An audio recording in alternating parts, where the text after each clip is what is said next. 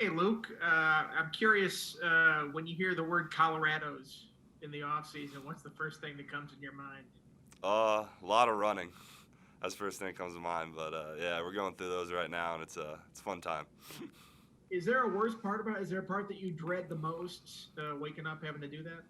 Uh, I think the wake up at you got to wake up at 4:30. I think that's the worst part of it. But then once you're done for the day at like 7, you feel great because you accomplished so much in so little time, and you go on with your day. So yeah, probably the worst part's waking up at like 4:30.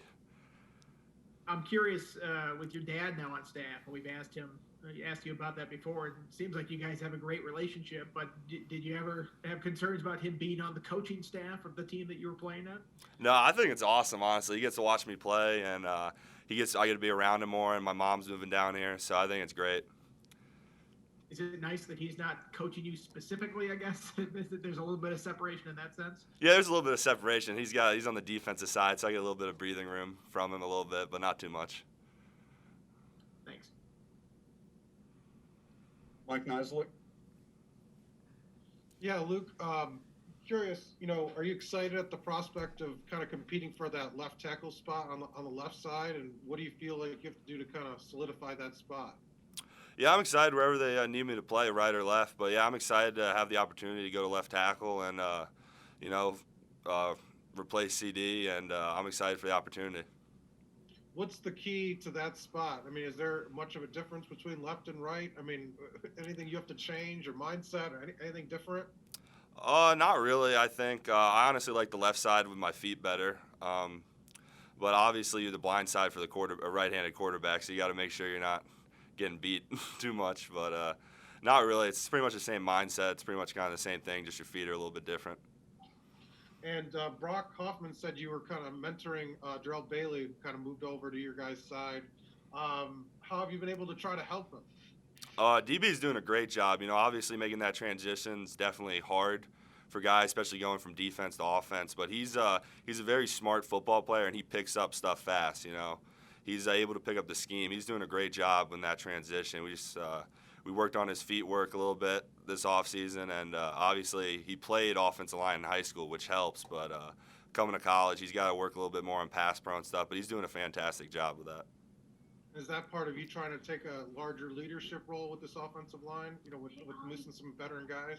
Definitely, me being an older guy now, I definitely got to step up and talk a little bit more and make sure I'm a lead by example guy. And but yeah, definitely taking a bigger leadership role this year.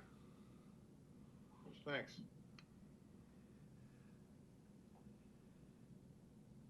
Norm. Hey Luke, do you watch, considering you're trying to potentially earn a spot that was vacated by a guy who may be a first round draft pick? You probably don't get an awful lot of chance to watch him during the season since you're concentrating so much on what you're doing. Do you focus much on what Christian did and his technique and stuff as you're preparing for that spot at all? We're a little bit two different types of players when it comes to stance. Our stance is a little bit different and stuff. But yeah, definitely CD was a fantastic player, and he'll definitely be a first-round pick. He's definitely a guy you can watch his tape. I've been studying a lot of his tape this offseason about he had a great pass set, and he had great hands, obviously, and his run game, his footwork was phenomenal. But he's definitely a guy I watched a lot of his film this winter and been going over a lot of it and trying to pick up some stuff that he did last year. I would imagine that obviously none of the defensive players know much about your dad. They may know about reputation, having been around some and coached here and there. Do you prepare them at all for the kind of coach that he is and as abrasive as he can be sometimes out there? Is it just like, hey, let him be surprised and they'll get used to it? Yeah, I haven't really said anything much about him, about how he coaches and stuff, but I think it's going to be a great thing. I love his coaching style, and I think we need that here, and I think it's going to be fun. Yeah, that's the other thing is that do you feel like adding his attitude and his hard-nosed approach is something you guys needed? I just think his style of coaching is a great thing. I wouldn't consider it maybe an attitude. I just consider it maybe the way he approaches the game. He's an old school guy. He's been coaching a lot, obviously, for a while. But I think it's the way he approaches the game, and I think it's going to be a good thing for this program. Yeah. Do you focus on anything this off season in terms of changing your body at all, or focusing on one area of what you want to do physically? I'm trying to get a lot stronger. Obviously, that's the goal every winter is to get stronger. But I'm trying to get strong, get a little faster, and work on my footwork because you can never be good enough. But yeah. Yeah, getting stronger doesn't necessarily always mean adding weight or anything like that. Is that anything you're interested in, or do you feel like you're a pretty athletic guy at that right tackle spot? It seems like that was something maybe you were comfortable with, and would you like to just maintain where you're at weight-wise? Oh, yeah, I like to maintain my weight. I'm around 315, 320 always, so I like the weight I'm at right now, and just really about gaining muscle, obviously. Yeah.